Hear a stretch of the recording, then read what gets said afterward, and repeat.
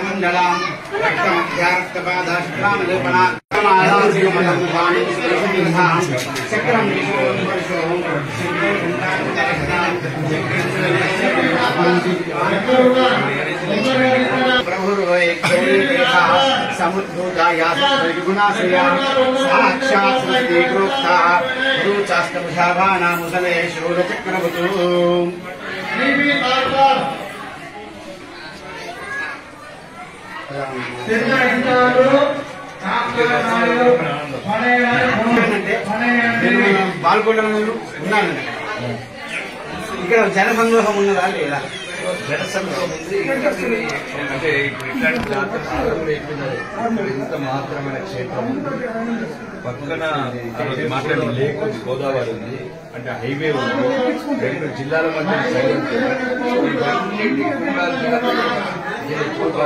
వాతావరణం క్రియేట్ చేయాలని నా కోరిక మీరు అన్నారు అది పర్యాటక కేంద్రంగా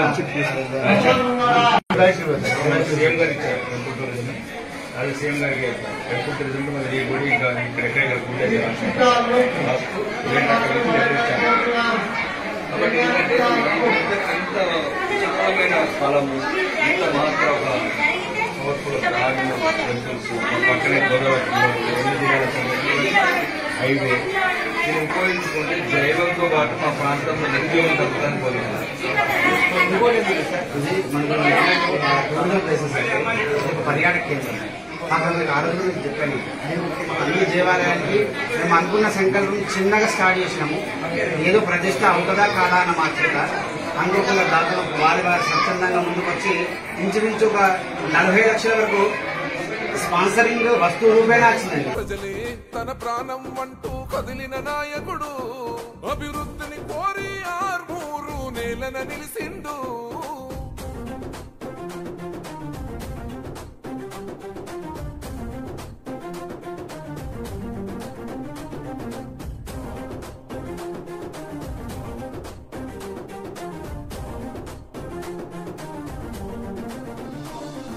లంకాపూరు గడ్డ మీద ఓ పొద్దై పొడిసిండు కన్ను మూసిన తల్లిని చూసి కొలత చెందినాడు కష్టాలను ఇష్టంగా ఎదురీది ఎదుగుతుండు సంకల్పంతో ప్రజాభివృద్ధికి పాటు పడుతూ ఉండు సమాజమే లక్ష్యం అంటూ అడుగులు వేస్తుండు సమాజమే లక్ష్యం అంటూ అడుగులు వేస్తుండు నీతి న్యాయం నిండు గుణముతో అడుగులు వేసిండు యుద్ధం ఓ యుద్ధం యుద్ధం మిగిలే ఉన్నది ఆర్మూరులోనా సిద్ధం గమ్మన్నాడు మన రాకేశల్లా